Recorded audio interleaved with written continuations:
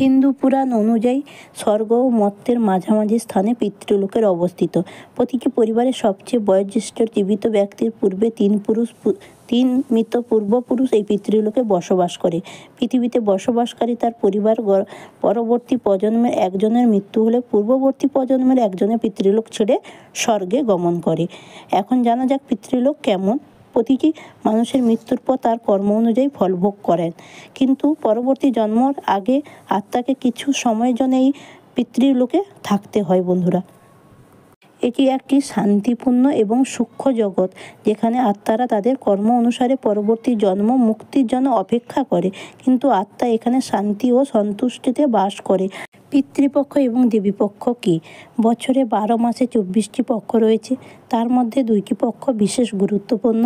প্রথমটি হলো পিতৃপক্ষ, দ্বিতীয়টি হলো দেবীপক্ষ। আশ্বিন মাসে কৃষ্ণপক্ষ তিথিকে বলা হয় মহালয়া। এই কৃষ্ণপক্ষকে বলা হয় অপরপক্ষ ও পিতৃপক্ষ। পিতৃপক্ষে পিতৃপুরুষের উদ্দেশ্যে পার্বণ শ্রাদ্ধ তর্পণ করা হয়। যমলোক থেকে মর্ত্যলোকে এই সময় পিতৃপুরুষরা আসেন। তাদের তাদের সন্তুষ্ট করার জন্য তিল জল দান করা হয় এবং তাদেরকে যাত্রাপথে আলোকিত করার জন্য প্রদীপ দানও করা হয়। মহাভারতে উল্লেখ করা হয়েছে, মহাবীর কর্ণ যখন দেহত্যাগ করলেন, তার আত্মা যখন স্বর্গে গেলেন, তখন তাকে শুধু সোনা রূপা ধন রত্ন মণিমাণিক্য খেতে দেওয়া হয়েছিল। তিনি ব্যাপারটা বুঝতে পারলেন না। তখন কর্ণ জিজ্ঞাসা করলেন ইন্দ্রদেবকে যে আমাকে এইরকম খেতে দেওয়া হচ্ছে কেন? না, তুমি সারা জীবন সোনা দানা দান করেছ, পিতৃপুরুষের উদ্দেশ্যে জল দান করনি, তাই তোমার জন্য এই ব্যবস্থা। কর্ণ তখন বলল, আমার কি দোষ? আমি পিতৃপুরুষের কথা কোনোদিনই আমি শুনিনি বা জানতাম না। আমার পিতৃপুরুষের কথা আমি জানতে পারলাম যুদ্ধ শুরু হওয়ার আগের রাতে। মা কুন্তী আমাকে এসে বললেন আমি নাকি তার ছেলে। তারপর যুদ্ধে আমাকে ভাইদের হাতে মৃত্যু আমার হলো। পিতৃতর্পণের সময় তো পেলাম না। ইন্দ্রদেব বুঝলেন কর্ণ এতে দোষ নেই, তাই তিনি কর্ণকে 15 দিনের জন্য মর্ত্যে ফিরে যেতে পাঠালেন। পিতৃপুরুষের উদ্দেশ্যে জল এবং অন্ন দিতে অনুমতি দিলেন। ইন্দ্রের কথা মতো এই এক পক্ষকাল কর্ণের মর্ত্যে এসে অবস্থান করে পিতৃপুরুষের উদ্দেশ্যে অন্ন জল দিলেন।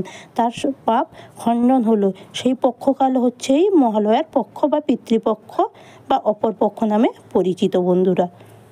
এই অমাবস্যায় পিতৃপূজা সেরে পরের পক্ষকে দেবীপক্ষ বলে পরিচিত বা মাতৃপক্ষ বলে বলা হয়। মহালয়া পিতৃপক্ষের শেষ দিন, দেবীপক্ষ শুরুর পূর্ব দিন। পিতৃপক্ষে কাজ কমপ্লিট করে এবং দেবীপক্ষে সাধকরা প্রবেশ করে সাধনার পথে। দেবী আদিশক্তি সর্বভূতা বিরাজিতা, তিনি মঙ্গলদায়িনী করুণাময়ী। সূর্যদেব যখন কন্যা রাশিতে প্রবেশ করে তখন হয় পিতৃপক্ষের সূচনা।